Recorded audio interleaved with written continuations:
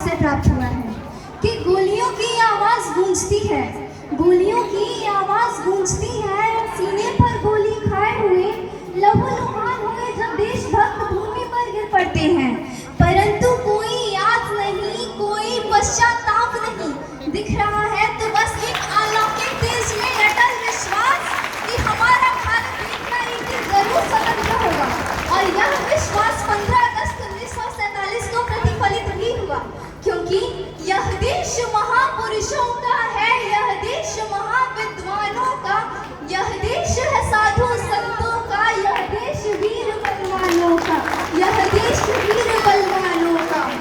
गुणीजनों और महापुरुषों की उपस्थिति में हमारे देश की स्वतंत्रता तब तक अधूरी रहती जब तक हमारे देश का संविधान न रचा जाए। अतः राष्ट्र निर्माताओं की अधीनता में 26 जनवरी 1950 को हमारे देश में संविधान लागू किया गया।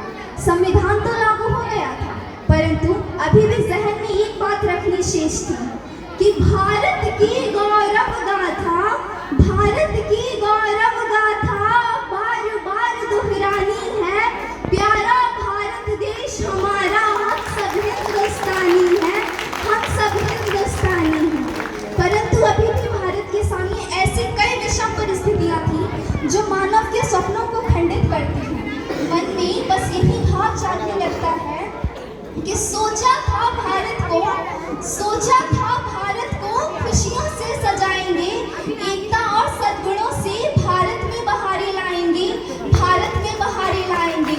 हाय, ये आज़ादी के बाद क्या हो गया? कलाम के सपनों का भारत ना जाने कहाँ खो गया, ना जाने कहाँ खो गया। और इस खोते हुए भारत का महज एक कारण है, क्या नीति अत्याचार बढ़ रहा युग का अर्जुन मौन है? अपमानित द्रौपदी पक्ष से बोलने वाला कौन है? हे युग के अर्जुन, दाढ़ी उठा ले, गीता का फरमान है, सद्गुणों से सक्षम झुकेंगे नहीं, हमें करना राष्ट्र सम्मान है, हमें करना राष्ट्र सम्मान है। गणतंत्र की स्वतंत्रता के लिए यह अति आवश्यक है कि हमें अपनी संस्कृति, सभ्यता, मौलिक चिंतन व वैचारिक स्वतंत्रता को बनाए रखें। लेकिन आज इसे देखकर ऐसा लगता है कि मिली राजनैतिक स्वतंत्रता पर विचार परतंत्र है, मिली राजनैतिक स्वतंत्रता पर विचार परतंत्र है, जाति पाति चिंतन चरित्र से कहाँ हुए स्वतंत्र है? अभी स्वदेशी तंत्र उपेक्षित मिला कहाँ सम्मान है?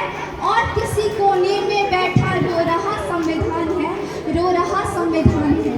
और इस रोते हुए संविधान को प्रबल और प्रभावशाली बनाने का अधिकार किसी को है तो सिर्फ और सिर्फ हम देशवासियों को, क्योंकि चुनाव के माध्यम से हम एक सुयोग्य और सचरित्र नेतृत्व का चयन कर अपने देश के संविधान को और परिपुष्ट बना सकते हैं।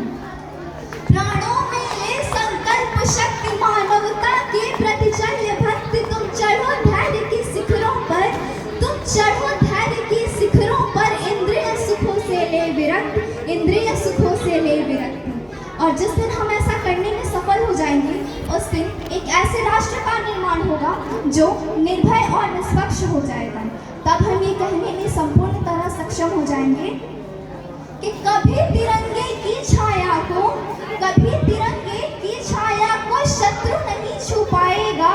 धैर्य, एकता और साहस से हर प्रश्न सुलझता जाएगा, हर प्रश्न सुलझता जाएगा।